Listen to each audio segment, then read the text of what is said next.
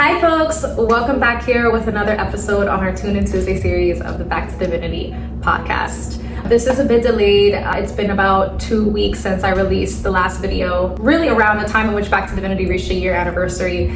Again, I believe in divine timing. Everything happens for a reason. So this video is being released in its most fullest divine timing. However, we did have 3D intentions to release it a lot earlier, but I think a reset is exactly what needed to happen in order to embark on our second year of Back to Divinity. So super excited to see where the platform continues to go.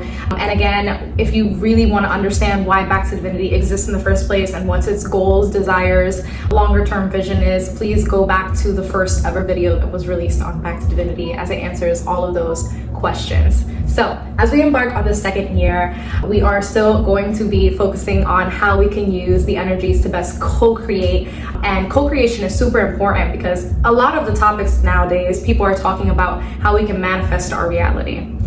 And manifesting is something that is super significant, important, a powerful tool, but it also requires mastering and understanding. And there are so many layers to manifestation. There's also a manifestation video that was released in season 1 of the Back to Divinity podcast. And I most likely will create a part 2 at some point that will continue to talk about how to best master manifestation and show more testimonies of how manifestation has worked in my own life. But I do have a video that I have released already on it, and I will most likely tag it at the end of this video, just because I think it's a really important time period right now to be thinking about those things. Because there's this energy in the air of very much death and rebirth. Pluto is about to go direct in this time period, which we'll unpack. Mercury is entering Scorpio, which is more death and rebirth energy. And then Saturn did dabble back into Pisces before it continues going into Aries once it goes direct later on at the beginning of 2026. So there is a heightened energy as we wrap up the 9 year. This video will not talk about the rest of the year. However, we will focus on the remainder of Libra season. So first things first, we will start off with a life update. As you all know, this video is a bit delayed. A lot of that has to do with the fact that I got sick again. And typically for me, when I'm getting sick and things of that sort, it's a sign to me that I'm reaching burnout and I need to slow down. So I did take the time to slow down and recharge so that I can mentally ground myself at this time. And that's a lot of the energy that I have been in, just a lot of obsessive thinking about the future, trying to make it through the day-to-day with day-to-day responsibilities and things of that sort. And a lot of that can be very draining. And with eclipse season, with the full moon, new moon energy, the double new moon that went from 0 to 29 degrees in the sign of Virgo, very much our health, our daily routines, and how we're taking care of ourselves, that was definitely highlighted for me as well. And so there was a need to take a pause to really reflect. And it was a great moment to do it right in between Back to Divinity reaching its 1 year and beginning now going into its second year. So great slow down moment to recenter and reground.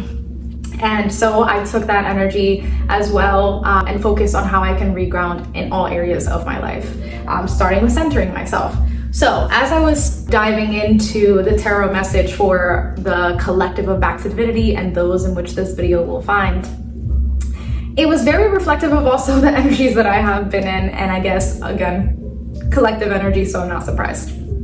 So what came out was originally the King of Pentacles, sort of sideways, almost reversed. And the King of Pentacles is our most grounded energy, our most secure, stability, things of that sort, feeling very centered and stable, secure, protected, feeling safe. That really powerful earth energy, right? And so there could be this energy, and this is very reflective of, with this earth sign energy, the Virgo energy that was in the air highlighted during this eclipse season.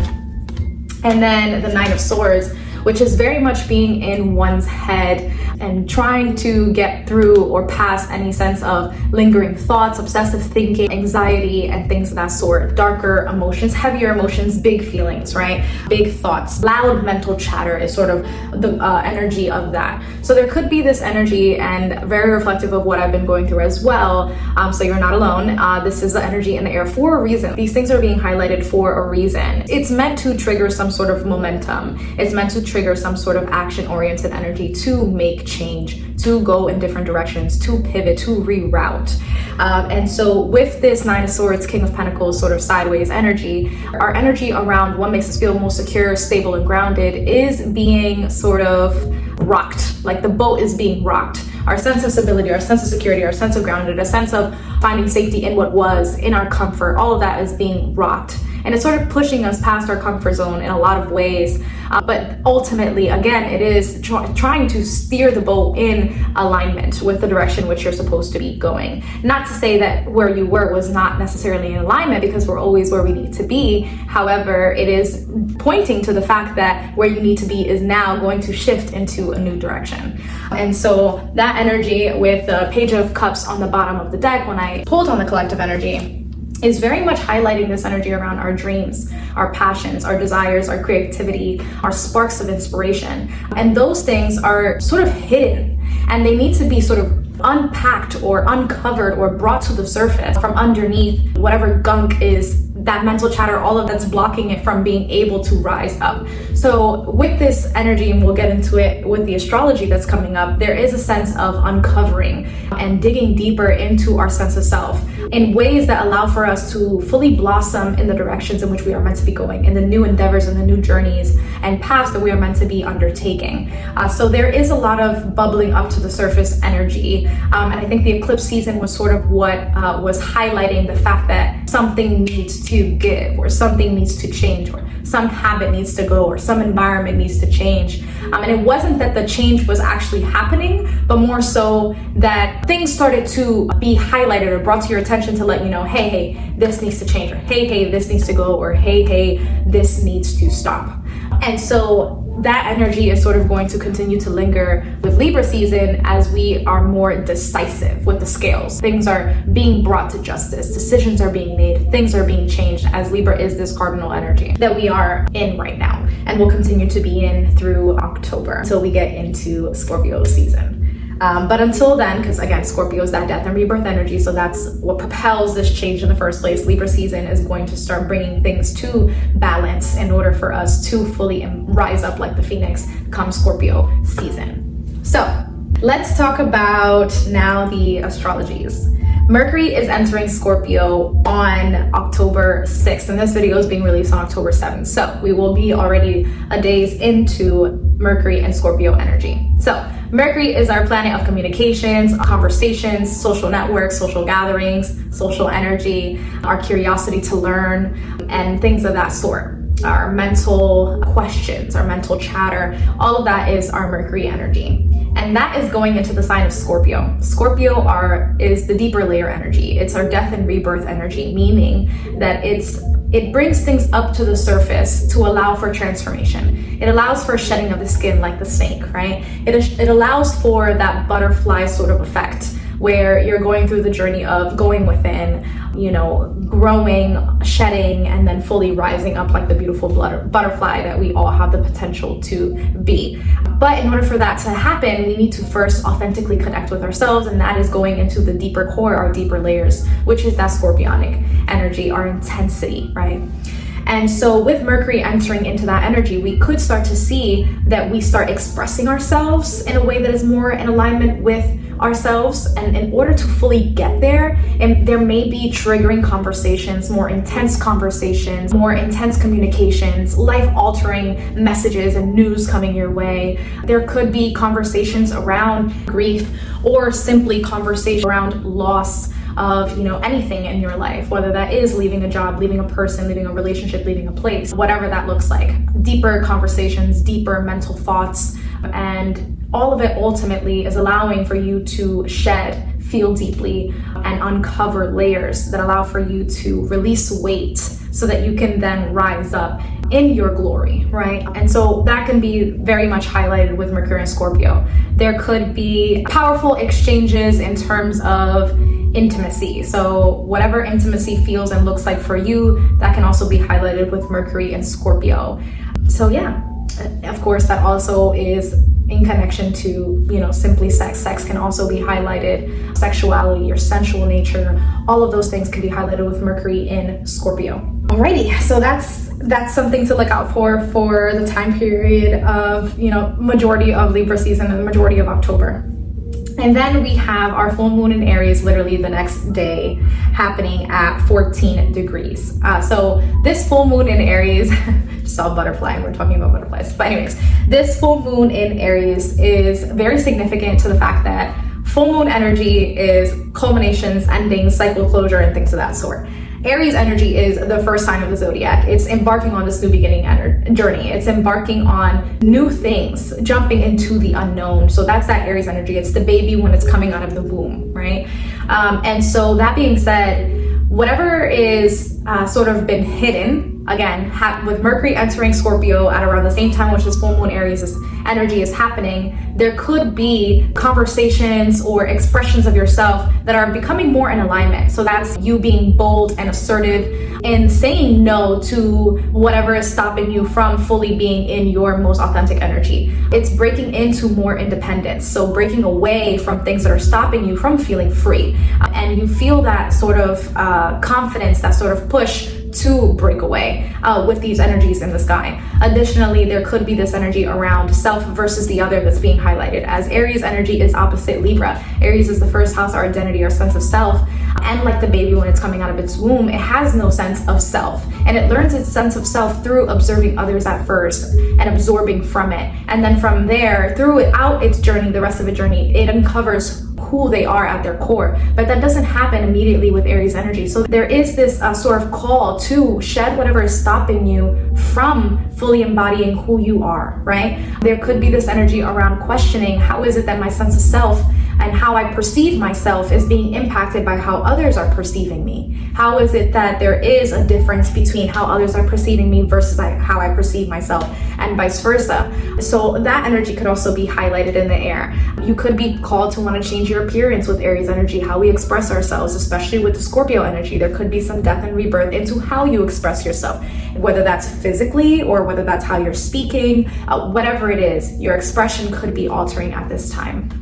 But ultimately, these changes are more in alignment with who you feel you are at your core, as we are connecting that Aries and that Scorpio energy. Aries on the surface and Scorpio underneath, there is that alignment energy that is coming from that. So fully stepping into your truest self and your potential. And so that can create life-altering changes in terms of how you're expressing yourself in your day-to-day. Because as you would tap into your most authentic self, it urges you, it pushes you to also live that authenticity through your day-to-day experience, right? Making sure that your sense of self is being seen through how you approach your day-to-day, what you're eating, what you're consuming, who you're spending your time with, where you're spending the majority of your time at, and what you're doing on a day-to-day, right? So all of those things are very much connected and will be highlighted and can be undergoing some sort of change that is fully being driven by you. You are the one that is making this change with this Aries energy. You are the one who is lighting up the fire, right? You are the one who can only make this decision, as Aries is the emperor. Aries is the assertive one. Aries is this Mars action-oriented energy. Same thing with Scorpio being Mars energy and Pluto energy, right? So Aries and Scorpio both being ruled by Mars. Mars energy is very much being highlighted at this time.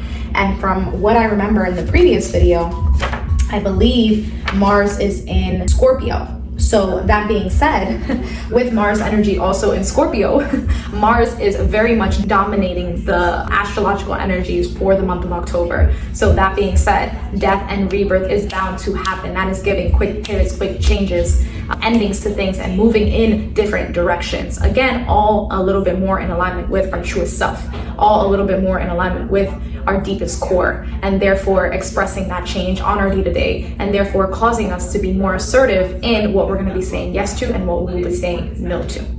With this full moon happening at 14 degrees specifically, this is Taurus energy, the Taurus degree. Taurus energy is opposite Scorpio. So Taurus is very much our sensuality as well, our beauty, our appearance as well. Remember, Scorpio is the hidden, so Taurus is going to be what's really seen. Our sense of sensuality, our sense of how we are expressing ourselves, beauty, Venus energy is very much highlighted, and we are in Libra season, which is Venus energy as well.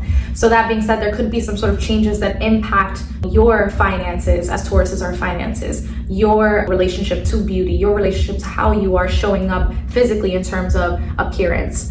And this could also mean saying goodbye to any business partnerships or saying hello to business partnerships. Again, with this full moon Aries dichotomy, there is this ending, new beginning. And this dichotomy happening right after the dichotomy of the new moon at 29 degrees, new and ending. It's letting us see this very much cyclical nature, more like infinity, but yes, cyclical nature of saying no to something and yes to something at the same time. So as we are shedding, we are opening and the space for new things to come in. So loss is always opening up the door in some way, shape, or form. Then we have the new moon in Libra that is happening towards the end of October. That will be more highlighted in the next video. But before that even happens, Venus will then be shifting into Libra. So it's going to feel most at home. That is happening on October 13th. So our sense of beauty, we could feel very in connection with our appearance. We could feel very much in our element with how we are showing up and how we are dressing and how we are portraying ourselves. We could feel very charming. We could feel a little bit more charismatic. We could have a more charismatic approach to how we are approaching our spending, how we are approaching our beauty. You could be called to spend money on beauty products, beauty changes, beauty themes, and things of that sort. Additionally, partnerships and love could be highlighted. There could be a little bit more romantic energy in the air, going on date, going on, or just quality time sort of energy, with love and partnership being highlighted as Venus is in its home Libra energy. Balance, karma, past life energy, things of that sort could also be highlighted. So there could be just pivotal, just like almost this energy of like karmic relationships being highlighted in whatever shape or form, because again, there is this death and rebirth energy in the sky. So could be one way or the other, relationships being brought up to the surface in terms of maybe communications that needed to happen to help the progression of the relationship, or communications that needed to happen to help pivot the direction of the relationship. So things of that sort could also be highlighted with Venus and Libra. Additionally, the day after that, we do have Pluto going direct. So Pluto will be going direct in Aquarius at 1 degree. 1 degree is the Aries degree, and Aquarius being very much also our authenticity and connection to the Aries identity. There could be, with Pluto going direct, Pluto again, scorpionic energy, death and rebirth, happening with this Aquarius and Aries energy. There is heavy dependence, freedom, assertiveness, being decisive, and going into the direction. So changes, plot twist energy, tower moments, abrupt shifts and turns, especially with Uranus also being in Gemini. This, again, decisive change energy, unexpected communications and news and messages that just change the direction of things. So again, that can also be very much highlighted. So as you can see, everything that I mentioned in terms of what will be coming up is very much connected to one and the other. This is why we focus so much on looking at the bigger picture of things and understanding astrology through that very eagle-eye perspective, because it helps you see how everything really is connected, and how you are also connected to it, and how you are then impacted by it, and how you can best co-create with those energies to manifest the reality that you want to bring into your life, to be in alignment with the energies rather than moving against the energies, further exerting your own energy in a way that isn't in alignment or helpful for moving in the directions in which you truly desire to move into. So that is the main energy in the air. If you really want to get into the nitty-gritty of what is happening astrologically, we are back here again with our Tune In Tuesday series. We'll keep it going. Again, everything in divine timing, but very much happy to be back into things and very much looking forward to seeing how Back to Divinity continues to grow. We are still offering astrological readings, so please book yourself a reading. I also be releasing a new service as we are entering the second year Back to Divinity, in which you can book a reading to know what is coming for you in the next month. So monthly readings will be also offered now, in which you can get a little bit more of a specified, personalized cosmic guidance to understand how you can best co-create with the energies in the air. Thank you so much again for listening. If you made it all the way to the end of this video, and please share with others who can benefit from this topic of conversation. Enjoy Libra season and enjoy fall. Goodbye, y'all.